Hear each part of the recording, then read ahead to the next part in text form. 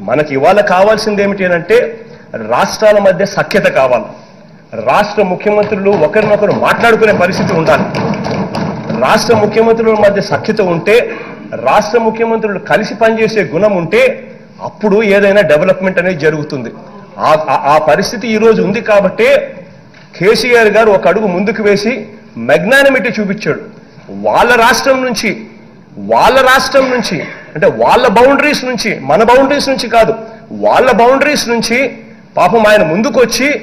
Krishna ayacut stabilisation కోసం అని చెప్పి, ఎందుకంటే ఆయనకు కూడా శ్రీశైలంకు నీళ్లు వస్తే మహబూబ్ నగర్, రంగారెడ్డి జిల్లాలకు నీళ్లు వస్తాయని,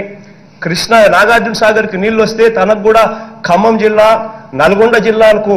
తాను నీళ్ళు ఇచ్చే పరిస్థితి తనకు మెరుగవుతుందని, కృష్ణా ఆయకట్ ప్రశ్నార్థకమైతే గన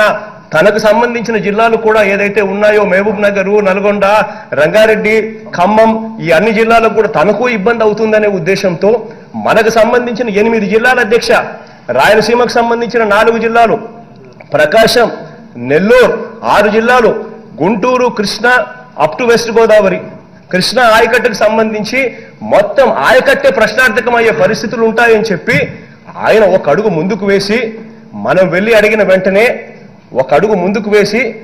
తన రాష్ట్రం నుంచి, తన బౌండరీ నుంచి నీళ్లు తీసుకునేదానికి ఒప్పుకున్నారు. దాని గురించి మన ఇంజనీర్లు మాట్లాడుతూ ఉన్నారు, దాని గురించి వాళ్ళ ఇంజనీర్లు వర్కౌట్ చేస్తూ ఉన్నారు. ఇద్దరం కలిసి ఒక బృహత్తర ప్రణాళిక తీసుకొని వచ్చి కృష్ణా నీళ్లను ఏకంగా శ్రీశైలంకు తీసుకొని పోగలిగితే, కృష్ణా నీళ్లను ఏకంగా నాగార్జున సాగర్లోకి దాన్ని తీసుకొని పోగలిగితే, గోదావరి నీళ్లను శ్రీశైలంలోకి తీసుకొని పోగలిగితే, గోదావరి నీళ్లను మనం నాగార్జున సాగర్కి తీసుకొని పోగలిగితే కృష్ణా ఆయకట్ మొత్తం